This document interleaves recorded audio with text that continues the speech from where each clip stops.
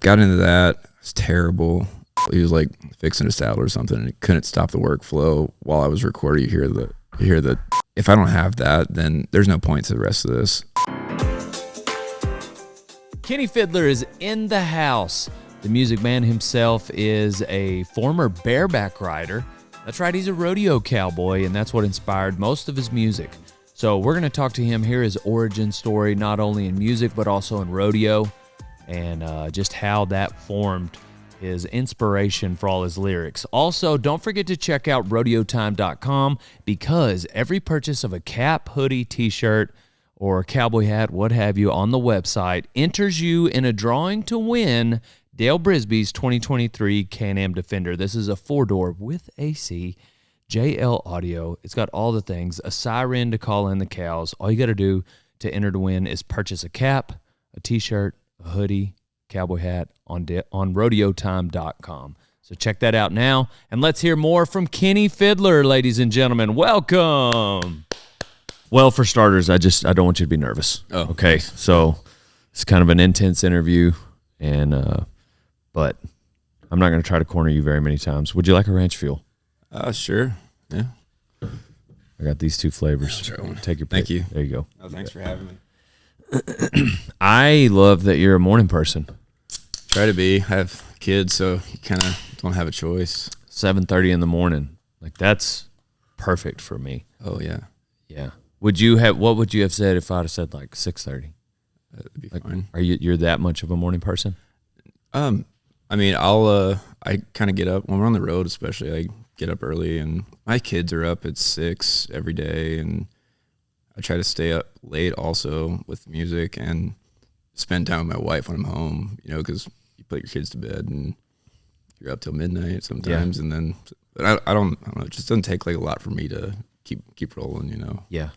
But no, opportunities like this, they're big for guys like me. So, cheers, man. I appreciate the spot. Yeah, no worries. So yeah. Well, we're all big fans here at the Dale Warehouse, and so it was whenever Cole said you were down to do the podcast, that was exciting for us.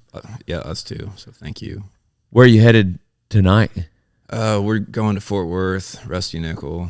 Okay. Gonna play over there with Ronnie and the Redwoods tonight. Some Lubbock guys. They're like one of my favorite Texas bands. So, really? Yeah, we're doing that, and then we're going up to Hinton, Oklahoma. And yeah, it's kind of we do like the weekend kind of thing. We'll leave like Thursday night normally, or Friday night, or Wednesday or Thursday night. Leave like my house at 8:00 at night and just drive straight through and get to sound check time with like 2 hours to spare. Yeah. And then come Saturday night, play the show, load up, and just drive straight home. So yeah, it's a lot of miles, and it's a lot of traveling that way, but it seems like I could just be home too. Like, I don't feel like I'm trading anything with my family, and still making a living, still doing the thing, but I'm not staying out for weeks on end like some of those guys do, and right, props to them, but it's just not what I want to do. Yeah. And I just feel like it just evens everything out for yeah. me, you know.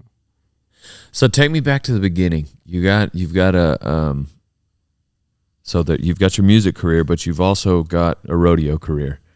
So which one came first? And let's start there. I don't know if it was much of a career, but I did it a long time. Yeah. But so I'm from Baltimore, Maryland, and just wanted to be a cowboy. And like on the East Coast, it's like that's like your one portal, you know. There's just not that much of it around, and no one in my family. Rodeoing is? Yeah, at least to me. I know guys get in horse training and stuff like that, but we lived in town, and I just really wanted to do it, and I just never really felt always felt out of place, you know, there. And so I had a friend that rode bulls and got into riding bulls for a little bit. That was like in Baltimore. Yeah, there's some guys. There's quite a few bull ridings around there. Really, and not as many rodeos, but got into that. It's terrible. and then we can't all be Dale Brisby's. I know. It's a I mean. it's a big climb, but he gave me the Chris Ledoux CD, and that was like, it was a live CD, and after kind of dug into Chris Ledoux, and this was like, it's not that long ago, but like the stuff, like internet stuff wasn't as big, and like there wasn't access. About what year is it? I graduated high school in 06. Okay. So in that realm, and so I was just like trying to get my hands on any kind of like cowboy music, like Ian Tyson. I find Ian Tyson CDs at like the library and stuff like that. But anyway, the Chris Ledoux's music made me want to be a bareback rider, and I just dug in so much to what he did, and so I found a school. I was either going to go Oklahoma or Wyoming. I just wanted to go somewhere out west, and didn't really have any clue school wise what was best or where I should go. So I just looked for a 4-year school, and it was either University of Wyoming or Northwestern Oklahoma State, not affiliated with Oklahoma State, just up there in Alva, and ended up in Alva, and did the college rodeo deal there, and then it just kind of took off from there. And so now in college rodeo, you're riding bareback or still bulls? I think I rode bulls. Like I got on bulls, my maybe the first half of my freshman year, and then our school sent us over there to Fort Scott. They put on a camp over there, and Jeff Collins was the assistant coach at the time. Was it a Sankey? Yeah. Yeah, I went to that a few times. Yep. And what year was it? So that would probably been 06 or 07. I was about to say, I know I was there in 07. Yeah. At one of them. Might have crossed paths. And that's wild. It was like stupid cold. Oh yeah. Well, cold. It felt like every time we'd be over at Fort Scott, it was cold. So cold. Like it's an indoor pen, but it's almost colder inside that little barn. Oh yeah. And Jeff was there too. Yep, Jeff was there, and I was there to ride bulls, but then their bullfighter got hurt, and so I got conned into just fighting bulls the entire school. But anyhow, and so anyway, our school there was 4 rough, with college rodeo programs, like at that time at least, it was you think you're getting into one thing, and it might be something else when you get there, as far as like practice stuff, practice pen, what you have access to, and so it was just a couple guys, rough stock guys, and they had like the money to send 4 guys. 2 guys could do the full thing, 2 guys could do the ground school. Me and a friend of mine just did the ground school stuff.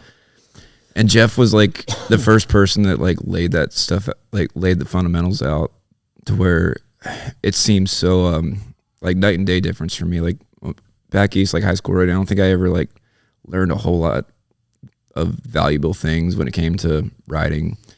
And the way Jeff laid it out, it just made it so accessible to me. And I saw like the path of like, you drill this stuff on the spur board. There was so much you could do at home, and it just like really opened up to me. And then from there on, it was never that great, but it was everything to me. Like I loved it so much, and it's wild because that same school, I remember Jeff giving some spiels. I remember Jeff giving some speeches, but Benny Bob Patrick is a bullfighter, and he was the bullfighting instructor at that school. And we were outside, and he was hurt. He might have been the one that got hurt, and that's why he was the instructor, and he had been also helping fight bulls, and so I was conned into like filling his role as like the actual bullfighter while these young guys were learning. Sure. Anyways, whatever. So we're outside doing drills with a wheelbarrow, and Benny told me, he said, don't underestimate your ability to make people laugh. That's what he told me. He was like, it was something along the lines of, don't be afraid to let your career take you in the direction of comedy. because he was also a funny man. Sure. And I was like, man, I just don't want to be a funny man. And I've thought about that the last few years because of where The path that rodeo and my path has gone in the direction of comedy, but I'm not a funny man. And it's funny, like, I was right that day. I didn't want to be a rodeo clown, and he was right. Anyhow, that was a monumental moment for me, and it's just wild that same school was for you. Sure. And but yeah, back to Jeff. He's telling you the fundamentals, spur board. yeah, and yeah, it's wild how like those little moments like that make such an impact. I just it was never laid out to me like that, and like cross too, like those guys were around through, like, whether you're on their team or not, they were so good to you throughout the year, and maybe, you know, our coach was just like timed event coach. Yeah, let's not forget that. Like, you're actually are you even in their region? Yep. So you're in their region. Yeah, you Central compete Plains. with Yes. You compete with them. Yeah.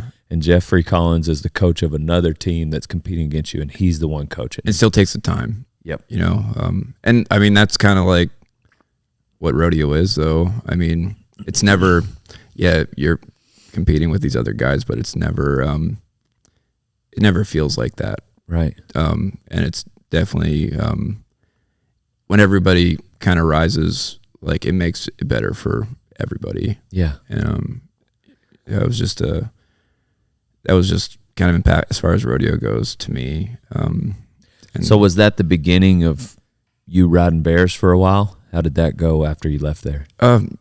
Fine. I mean, I never did anything big. I college rodeo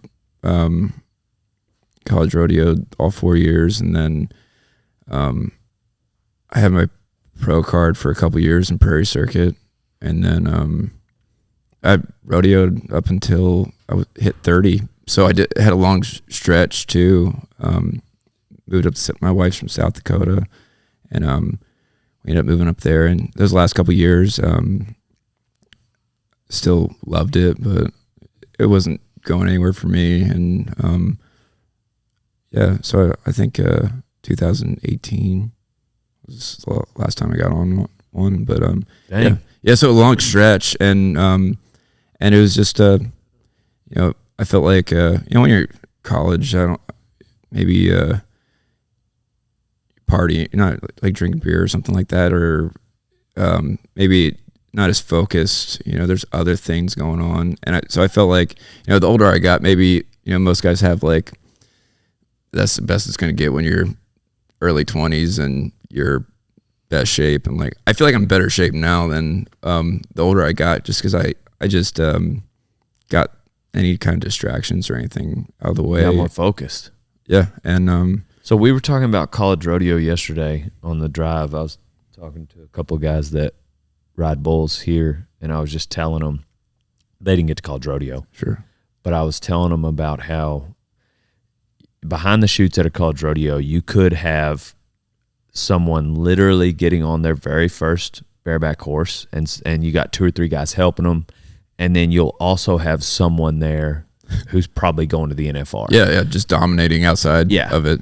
And they're probably, what happened is the NFR guy drew the dink, and the first timer drew the sauce. Sure, But what was awesome to me was the atmosphere and the camaraderie, because you're all somewhere between the ages of 18 and 21, and we were all in it together, no matter what team we were on. sure, And that was universal for me all 4 years of college rodeo. definitely. And was that what your experience was like? Yeah, and even my the guy I traveled with, for the most part, Chancey Levengood, he was at Fort Scott for a year or two before he joined our team, and then that was like really big for me too, because Fort Scott was just the juice as far if you want to be a bareback rider, and so I got to like my proxy schooling, being in the car with a guy like that Right. got to have that same mindset, and yeah, just I think all that stuff. College rodeo is great just because it kind of like lets guys that, you know, guys like me that, you know, didn't grow up doing junior rodeo and stuff like that, dip in, and yeah, when everyone acts like, treats it like a kind of a family thing, or everyone is friends, and the competition is there, but it's in a good way. It's you want your friend to do better, and you want to beat your friend, but it's just, that's rodeo. You want everyone to do awesome. It's not gonna happen every night, but you want everyone to just have the juice and tear one up, and that's it's crazy too, college rodeo, how it sets you up for, like, I'm sure when you're 28, 29, 30 still riding, that you go to these different rodeos and you run into guys that you college rodeoed with, and it's like this baseline of friendship. Oh yeah. Like, I went to Teague the other day with all these interns, and I saw 2 guys that I college rodeoed with, and it's so unique running into that level of, that you did that thing with, and it's like you returned to your foundation almost. Yeah, it was great. College rodeo is one of those things. It's like you kind of do the thing, and it's not really, the money's kind of not there. So, like, that's not, it's a joke. Yeah, like, it's not really the point, and right. But yeah, and it kind of just gets you kind of ready to go out and do the real thing. So at what point in that process did you pick up a guitar? So my first year out there, like, I didn't know anybody. I was in, like, dorm room. I'd say the first half of my freshman year was, like, fairly, like, lonely. So, like, that's, like, the time when you do that kind of thing. I know the year before I played it at the high school finals, they do, like, some talent thing or something. And I think that was one of the earlier songs I wrote. And I did something out there. So it was probably like maybe my senior year. I just started getting into kind of writing songs. But when once I got out to Oklahoma and was kind of on my own, I kind of started more. And then I loved it so much. And I think being from outside of it, I just had such an appreciation for it, and I soaked up so much. And it's not just like that, the rodeo, not just the perf, it's the traveling with your friends, or like the late night stuff, and all aspects of it just really struck me. And I was just, like, very grateful to get to do that. It's I feel like the internet and everything kind of opens up a lot more worlds now. But it was kind of like just a stab in the dark at that time for me. And so to get to do that, I think that's why it just became stuff I wrote about. And I never like singing songs and doing that kind of thing. It's never been until recently like a goal. Like I don't care. Get famous or play like these things. It was just very much for me, and the songs were and if anyone like listens to those old songs, and they're like, out of the stuff that I've done, like the old stuff's like super popular, but it's very much me learning how to play the guitar, and it's rough. I don't like listening to it personally. The songs are still super meaningful to me, but I recorded it in my room, and just off a little PC mic or something, like no understanding of any kind of production, and it shines through. But the songs are still there, like the words. That's wild to think about. Which one of or maybe it was all of Oliver Anthony's songs like recorded on that Samsung phone of his. Oh yeah, Richmond, north of Richmond, isn't it? Because you can kind of hear a little bit of, like, you can hear a cricket in the background the moment when it swaps from like a recorded song to his song, and I imagine him listening to that, and obviously he was there, and so he could probably pick up on it. But that's probably you. Like, you can just picture that room. Yeah, and I had this boot repair shop, probably 2010. I had that thing for a couple years, and so I was telling Cole last night. I think I had an album called Lucky Buck Sessions, and that was like my boot repair shop, and I recorded in there one time, and there's still some songs that you can hear my friend Logan, like, you know, couldn't stop the workflow. He was like fixing a saddle or something, and he couldn't stop the workflow while I was recording. You hear the tapping on the hammer. It was like, yeah, it's like 4 minutes. Just take a break. But it's in there, and I try not to ever get too bummed about, you know, like that stuff being what kind of like caught on, because like think of your favorite artist, and if you get to have like insight into like the bare bones of it. For sure. And then you know, it's also good that the songs are stripped back and it is mostly just the Right. lyrics too. Yeah, pretty authentic. Yeah. And That's how, I mean, some of our videos sometimes, like, it's, you know, it's crazy the production that we'll put into some of them, and they just kind of fizzle. And then there's others that will film with an iPhone and they take off. yeah. You know, it's just, you just never know. Yeah. And like that stuff was never like, you never make it to appeal. I mean, I understand with social media, you have to, right. But as far as songs go, that's like the last thing kind of you're comes right. to mind. And that's what, for the most part, you can tell if somebody makes a video, like I'm sure they do a song, and they're like, their sole purpose is to make money. That will shine through. Definitely. Then there's other times when you really enjoy music, and yes, you want to make a living doing it, but there's nothing morally wrong with that. But if you enjoy it more than the drive for money, that will shine through. And I think the same thing for our videos. Like, sure, we make a living doing this, and at the end of the day, we got to sell apparel, but we love what we do. Yeah. And my first video came out in 2013. That was 11 years ago. You can't have this much fun for this long. Yeah. With the sole purpose, the sole intention of making money. Like at some point you burn out. And I think it's the same with music. Yeah. That's weird. Like I think my first I was doing like songs and stuff before 13, but I think 13's when my stuff actually went onto Spotify. Right. And actually did the internet thing, cuz like early it was just like kind of word of mouth thing, and like you'd see guys at rodeos, and I'd burn CDs at my house and then go to the college library and use all their paper and print all the album covers and put them in and send them in the mail. And so very early days are like very grassroots, you know. Bet.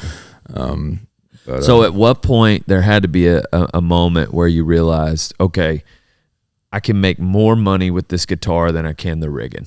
And when did, because I'm sure it wasn't a light switch and you stop riding bears and you book more shows, but there had to be like a slow transition where you realized that. You know, when my wife and I started having our kids, like that was kind of when, like, as like a late 20s, 30-year-old that wasn't like super competitive rodeo, and it started to feel like kind of selfish to me. It is such a selfish endeavor. Yeah. And for like, I feel like there's guys that kind of have a hard time with that, like shutting that. And it's nothing like nefarious or anything. It's just it is about, it's your thing. Right. And once I had kids and started to like, it's like, what am I doing? Like, I still love this. Like, and I still think about like just get like the whole traveling, and you know, some guys have that, lose the traveling buddy aspect when they get out of rodeoing, and then they're just stuck at home. Like I transitioned right into Music, being on the road, right? Traveling around a van with 5 guys. It's kind of similar. So I never like missed out on that, but just like I had a friend, Coy Lutz. He was, I think the last year, I had a card. I just, he was pretty young, and I traveled with him some. Super great kid, like bright future, and he got killed at a rodeo on the East Coast, just a freak accident, and that bareback rider. Yeah. Damn. And like he was going to school at Tennessee Martin, and like had all the tools to, and it was like bright future, you know. What was his name? Coy Lutz. What year was that? There's so few of those incidents. Yeah, and it's very isolated, and man, I think that was probably maybe 6 or I don't remember it. Yeah, maybe 2016 or somewhere something. Yeah, but just great person, freak accident, and when you're like close enough to that, when something like that happens, and it's not just like an inexperienced thing. I mean, there's guys that you know and that I know that gotten paralyzed doing this, and like it does strike home way more when it's like someone you're friends with, and like no one's invincible. And so then, like, you know, that wasn't going to be like how I'm making my living, and it just kind of took the fire out of it for me. And because like you hear people say that, you know, well, at least they were doing what they love. It's like, I'm pretty sure his parents would rather him be here. You know, yeah. I know that's how I would feel about my kids. Like you want people to chase things that you love, and but you don't want to ever lose them. So that's just like one of those catch-22s. Yeah, kind of weird things that the perspective kind of changes a little bit. And so yeah, when I hit 30, we were living in South Dakota, and we started having our kids were young, or had my youngest or my oldest, and worked for my wife's family on their ranch, and worked for my brother-in-law, driving truck, cleaning feedlots. And that was kind of like I was playing little band gigs and stuff, and kind of getting started putting a band together and doing that. And it just kind of get worn out, like when you have infants and working full time, and then having this hobby job thing that is kind of morphed into something else. Like there's just not a lot of time left in the day. And then in 2019, I'd say around Christmas, I was like, you know, I think if I just work a little harder, put a little more effort into it, if I have to take some extra shows or something, I could fill the gap of what I would make working full time. And then I'd also, you know, the goal for me was just to have time with my family. So it was like, so you had another job during that? Yeah. What were you doing then? That was like clean feedlots and spreading shit. And working for my in-laws ranch. And but I mean, it was like a full-time deal. Yeah. It wasn't just all dang. Yeah, it wasn't like I was rodeoing and I'm like, oh, I want to be a musician. I was like, I'd go to rodeos on the weekend, for sure, and do that full time. And then you know, it was just that, like, I wanted my wife to be able to stay home with our kids, and find a way to just make it all work. Money is kind of one of those things I've never been like too concerned about. Like, don't really chase the dollar a whole lot. It was more about having enough to pay the bills, and also having time. Yeah. Because like time's like the most important, you know, when it comes to family stuff, especially when they're younger. And so yeah, I started doing music full time in 2020. I was like right around the COVID stuff and everything. And ever since then, it's just been kind of full speed ahead. Nice. Just try to, and even these past 2 or 3 years, it's just grown so much. We're very much a professional touring band, you know. And it's we treat it like that, and especially the guys in my band now, like Casey Sheldon joined the band last year. My drummer joined the band last year, and yeah, pretty much a newer set of guys last year. Matt joined, and the work ethic has been, everyone works really hard at it, and I feel like the band doesn't. I don't know. There's some bands that operate differently, but we're very much like a communal thing with this, like with the music. And the goal with it now is to keep growing it. So just so the band makes a good living, you know? Right. I think Cole and I were talking before you came in. It's like, it's weird. You start these things and like the business grows and you find ways to bring friends into it and just spread that around. And because it's so fortunate to get to have something unique and something different. Sorry to be rambling. But, no, that's what. Yeah. No, I'm curious because that the band aspect of what you do seems to be maybe one of the more challenging things, like having a team of guys that your chemistry just clicks. Sure. Not only to put on a good show, but to get along. Yeah, to sit in a band for 16 hours. Yeah, the other 22 hours of the day. Yeah, and next to my wife, they're my best friends. Right. You know, and I treat them like it. I can't imagine a scenario where it's not like that. It happens, and like I see it sometimes, and it kind of irks me because and maybe it's just like the goals that I have with this thing. Like it's just kind of been about the songs really, and you climb the ladder for the sake of paying everyone better and growing it, not to like for the stardom or anything like that. It's just so you can bring more of your friends. Like everyone's taken care of well. But there are acts out there that it's, you know, it's Kenny Feidler, it's my show, you guys work for me, and there's businesses around that way.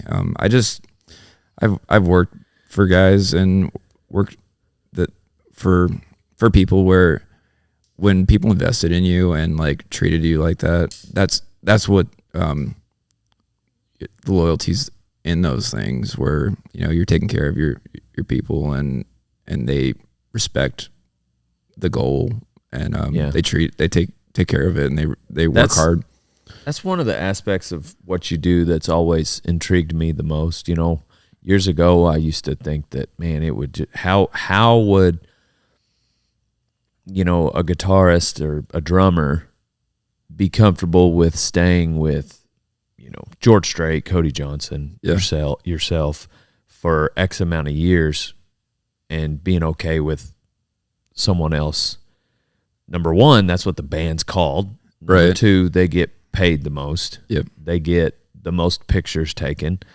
And I used to just always assume that would cause controversy, but the more I've worked with a team, like everybody's so different. And there's some people that do not want that. They don't want to be center stage. They enjoy the band life. They also don't want the headache of having to make the decisions. They don't want the headache of having to deal with all the crap that, you know, because when anything goes wrong, it's your fault. Sure. So I get that side of it now as well. Like, I'm sure there's always, you know, some yin and yang, some back and forth of like, you know, where you've got to walk a line. But for instance, I've got my right-hand man. Her name is Lisa, and she's tall, blonde. You'll see her running around in the warehouse here in a second. But, you know, single mom, 5 kids, like works her tail off. Nobody works harder than Lisa. Mm-hmm. I don't think most days I work harder than Lisa. She argues that, but the point is like she has no desire to be the number one. Like she is completely okay with being number 2. And she's at peace with that, and I'm at peace with it, and I'm gonna try to return that 100-fold for her. You know, I'm gonna take care of her as long as I can, you know, and I feel like there's just got to be an aspect of that with a band. Definitely. I mean, like Casey is a songwriter on his own, had his own band before he joined. He's out in Idaho. And there are things that like band leaders have to take care of that isn't always fun. And I think you find, when you're part of a band, you find ways to, like that guy drills guitar for hours a day. Mm-hmm. That the things that you take pride in, and they shine through.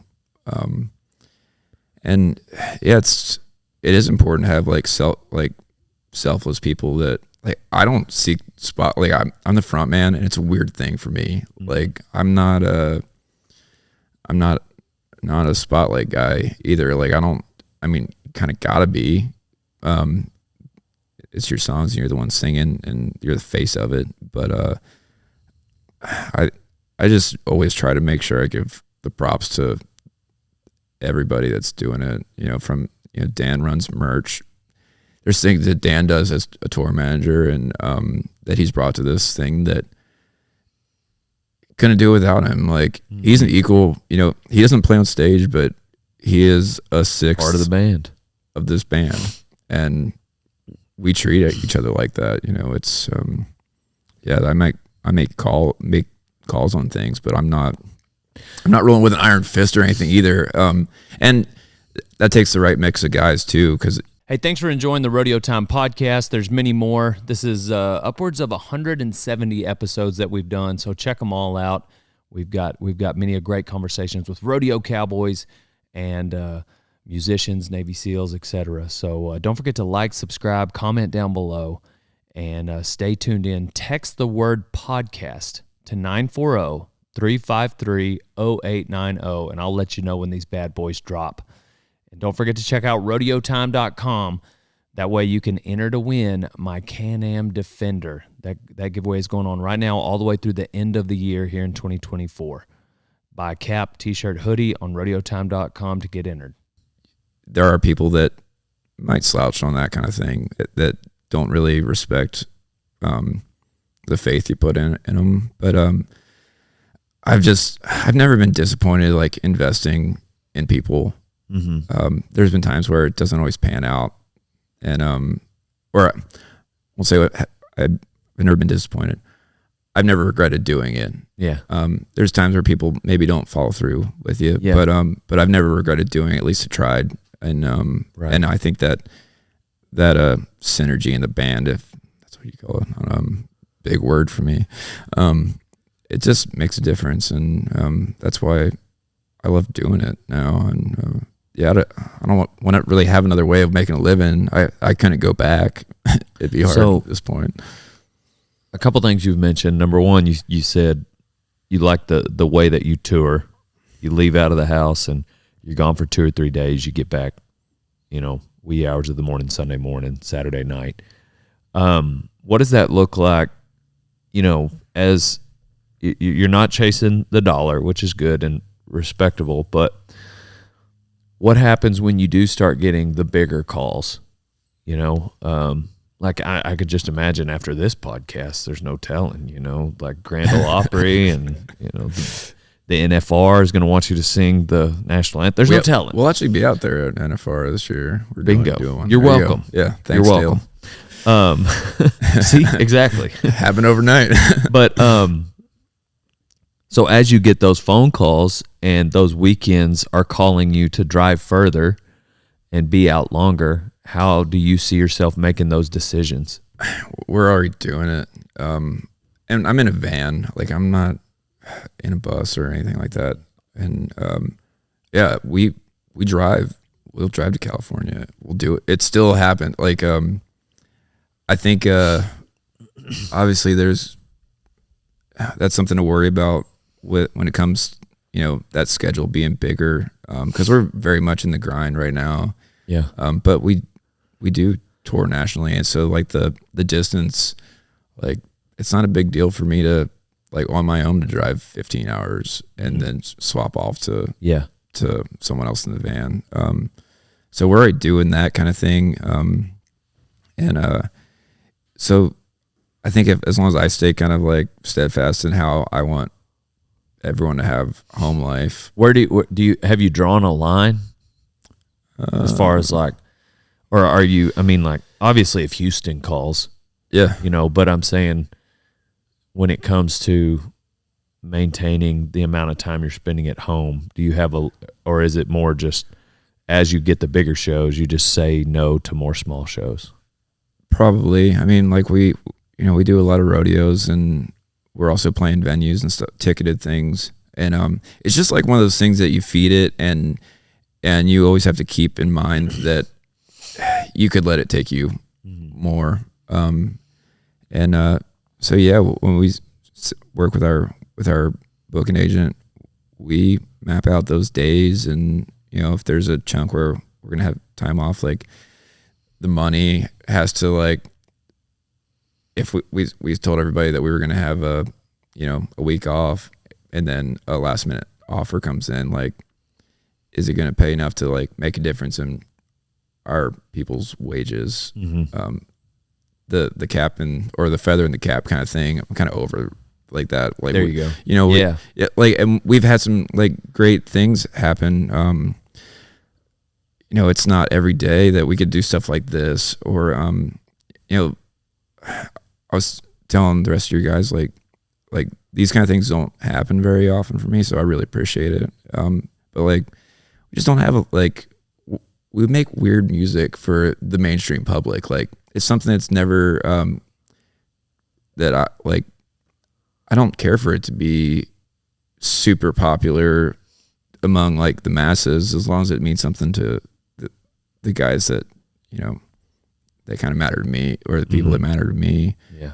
And that's that. My line is very similar. When I first moved here to Winnebago, my lawyer, who was my college roommate, he's more of a mentor of sorts, but he said, man, your business is going to grow. And he was referring to the apparel business. And he said, at some point it's going to grow to the point where you outgrow your little town, and you're going to have to go back to either College Station or something like Fort Worth. And my response was, well, then it's just going to have to stop growing. Right. Because, for instance, the last 2 days we were able to duck over and go help a guy ranch and wean calves for a couple of days. And I have to do that for me, and to be honest, it really helps the brand also. It's a catch-22, but I do have challenges being so remote out here that I'm not able to bring certain employees aren't just going to move out here to work, and so the line of people that want to be an intern is plenty long, but people that actually want to work in the business and move forward like that, and that's what my lawyer was referring to. But the point I'm trying to make is there's an equation where it's like, all right, to make more money, you need to do this, this, this, and this. Well, I'm not willing to do a third of that list. Okay, that means you make less money. And that's where I got to be okay with it. Yeah, you have to have peace with that. Like, and I think that's like authenticity comes from that too. I mean, you draw those lines, and it's like we were talking, like, obviously you need to make money to pay everybody. Like, everyone's got to make money. Right.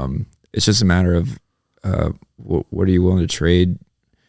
And it's not even like with careers and everything. I mean, even if you're working like a 9-to-5 thing or climbing some corporate thing, what are you trading off? Like, at the end of the day, the thing that keeps me grounded is like, am I home? Am I spending enough time with my family? Because if I don't have that, then there's no point to the rest of this. I don't care. I mean, I care very much about what I do, and I work hard at it, but I'll never trade that. And because 30, 40 years from now, like, yeah, the songs are still be around, but I'm going to care most about if my kids were happy. You bet. Yeah, you can't go back and do that. Yeah, and and I was fortunate to have great parents, but also like they had jobs, and there was things that maybe took time away. Like, I'm fortunate enough to not have to be in control of that, and I'm not going to lose it. And playing music isn't gonna, it's not gonna trade off for my family. You bet. I would drop this thing tomorrow if I had to make that choice. Yeah, don't care. I'll go back to spreading cow shit. You bet. You know. Well, what shows do you have coming up that you're excited about this fall? I think we got 13 left. More excited. We're actually dropping a new song today. Oh, fun. Yeah. So putting out a new song called Choking on the Wire. It comes out today, which is the 18th. Yes, sir. That's a cool one. I showed it to some of the guys. It was like really into this book, Blood Meridian. It's a Cormac McCarthy book. And I've never done anything like it, but I drew some like inspiration for it from like the epilogue of a book. And normally most of my stuff is from people around me or my life, and something different, but very much in the wheelhouse of the topics and things that like the Western, kind of the dark Western that I dig. But anyway, that's coming out today. And then I think November 15th, we're going to put out a live album. We've never done that. Like a 2-hour some live album. Dang. And yeah, just that's what we do every night. I mean, normally shows you're contracted for 90 minutes, and we do 2 hours every night when it's our headline deal, and try to play everything. And it's cool to, some of those old songs that might have production wise were terrible. At least people get to see how they exist now, like with a band and with guys that put a couple years into, behind those songs now. And so do you have any festivals coming up you're a part of? Not that I can think of. We're going out with Josh Malloy here in the fall, and oh sweet. So we're on the same. Our booker Ted works for both of us. Josh, what's that song? Is it Porch Light? Yeah.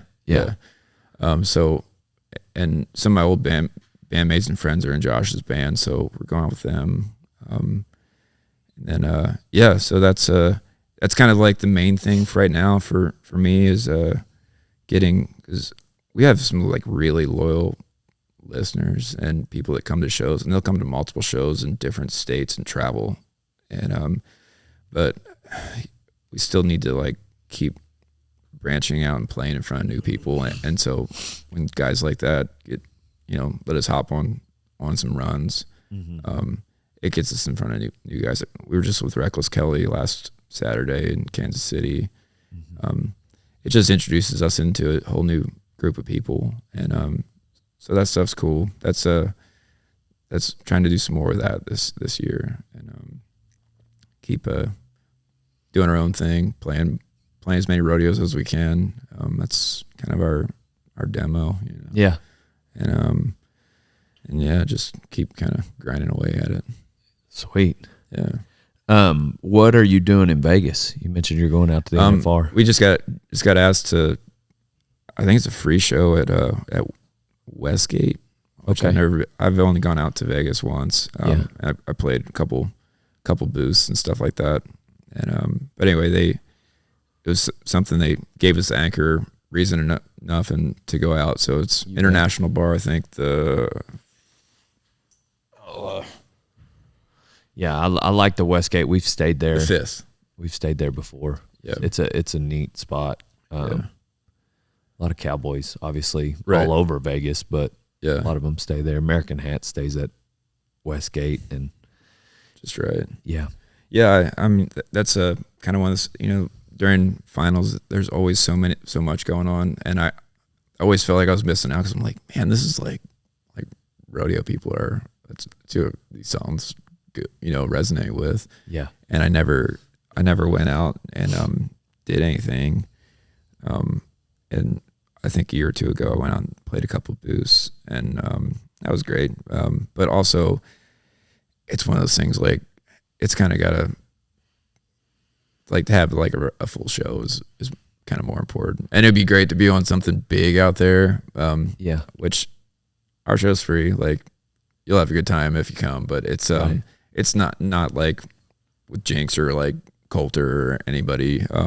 like those are really big things, but it's just great to be a part of it and have a full show of our own out there. I used to go to I hosted a after party at the Mirage for a few years, and it was a free show, and those after parties, they're so fun. They're now, I guess, like rebuilding and tearing down the Mirage or whatever, but anymore these days, we stay in an Airbnb, and I may get out and go to one show like with somebody, but we're out there for 2 full weeks, and so I approach the NFR a little differently than the guys that blow in there for 2 days and don't want to sleep at all when they're there. And even a day or two out there, that's plenty for me. And I'm not a party guy. Like I'll still go back and sleep, but it's a lot.